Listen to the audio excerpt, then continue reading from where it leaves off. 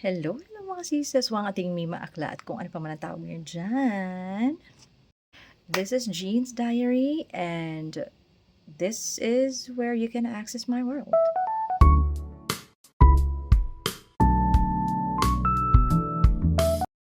For today's video, I would like to share with you yung bagong-bagong skincare na kasama na ngayon sa aking routine. GLO21. GLO21. So, yung products na to, it's fairly new. Siguro nagamit ko siya ng mga 3 days, 4 days, ganyan. And I liked it. But I'm also gonna give you like my thoughts about it. Ito yung kanilang cleansing water.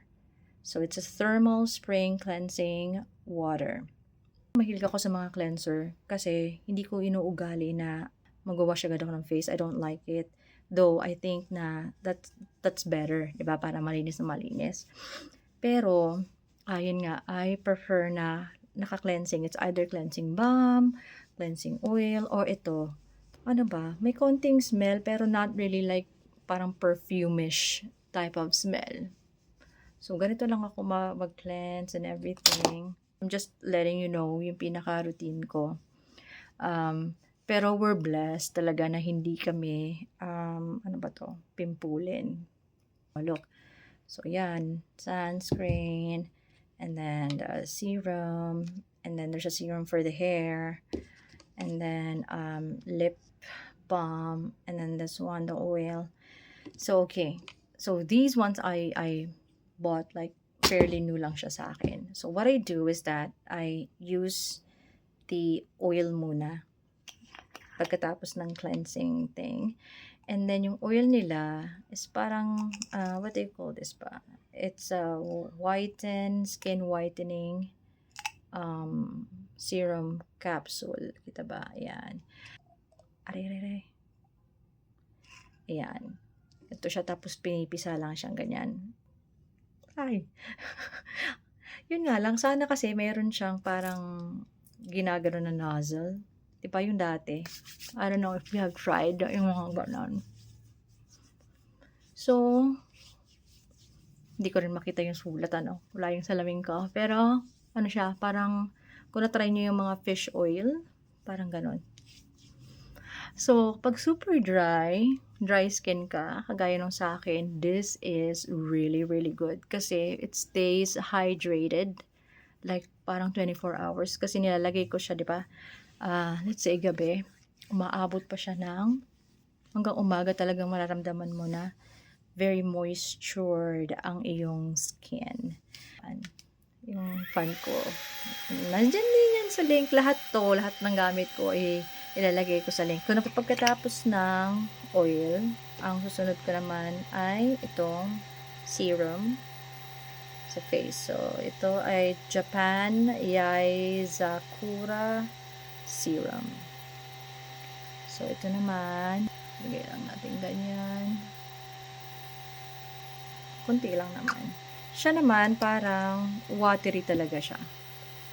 Hindi, kasi I have tried like serums na parang may pagka-thick.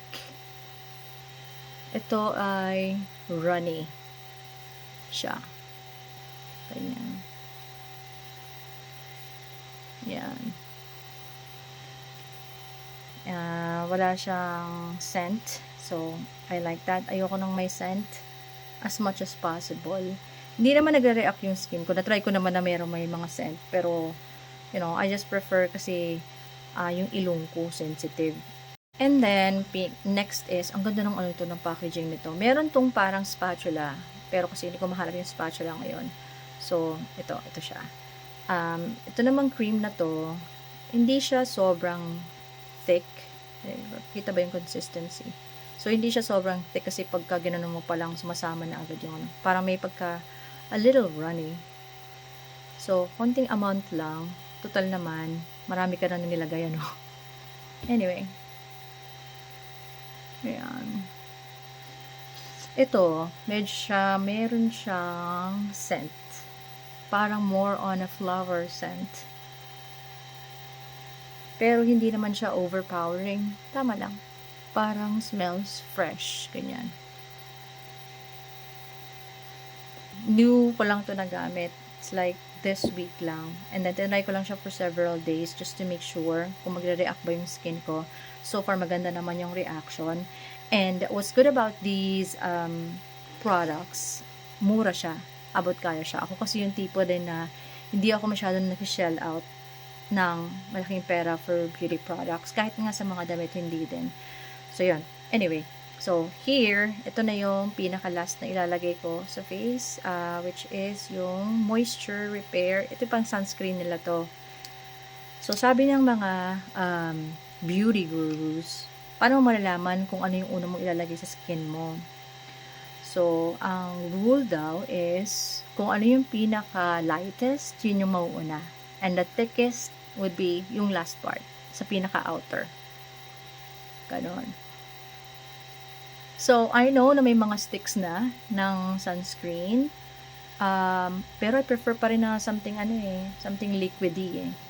So, it's either a cream or kung ano ba yan, oil, okay din sa akin kung oil, ganyan. Hindi siya yung parang nagkakaroon ng gray cast pa yun, or white cast pa yung tawag nila doon. And this one, naglagay na kasi ako nito kahapon. So, ang ginagawa ko sa hair serum is, while basa pa, yung aking hair is naglalagay na ako ng ganito. And, hindi kasi rin ako nagsusuklay. Maganda siya in fairness. Pero kasi meron tong amoy eh. So, may pagka parang perfume-ish. Oo. Parang, siguro pag hindi ka naligo, hindi ka nagbasa ng hair mo, pwede mo lagay na ganyan. Pinaka-last na item na binili ko sa GLO21. I-correct nyo na lang ako kung mali yung pagkakasabi ko. Hindi ko kasi alam kung I ba yun. Pero mukha naman siyang L, So, lip balm nila.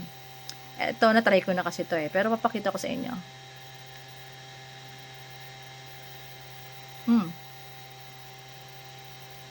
Yan siya. Pero ang ganda ng niya.